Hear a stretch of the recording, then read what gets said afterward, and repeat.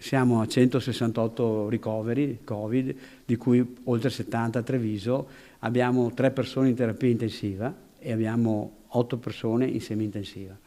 Quindi diciamo che sta un po' aumentando e questo porta ovviamente a dover cominciare a ragionare come riorganizzare l'ospedale se questa situazione va avanti. Il Covid rialza la testa e, quel che è più preoccupante, i contagiati tornano a riempire gli ospedali. Nella Marca l'ULSS 2 è già pronta ad una riorganizzazione dei reparti, soprattutto quelli come l'area medica, che stanno andando in sofferenza. Noi ci auguriamo che la gente si vaccini per il Covid, perché questo ci aiuta a evitare di avere l'area medica purtroppo che ha dei problemi legati ovviamente al fatto di isolare i pazienti. Non c'è ancora allarme, ma, continua il direttore generale, il problema c'è e va affrontato. Va affrontato vaccinando, perché è l'unica strada, mi dispiace per i Novax, ma questa è l'unica strada per poter dare delle risposte ed evitare che le persone arrivino con situazioni ovviamente difficili dal punto di vista respiratorio all'interno delle aree mediche. L'appello è rivolto soprattutto agli anziani e alle persone fragili, ma da oggi la Regione Veneto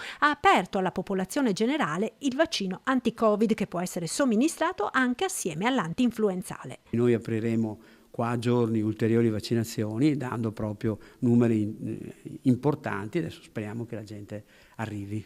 E soprattutto per proteggere i fragili ricompare anche il consiglio ad utilizzare le mascherine, oltre che nelle strutture sanitarie, anche nelle situazioni di maggior affollamento al chiuso. La mascherina all'interno dei presidi ospedalieri, delle RSA, di luoghi chiusi, è chiaro che ci deve essere. E se qualcuno va al cinema, se ritiene di proteggersi, forse è il caso che utilizzi la mascherina.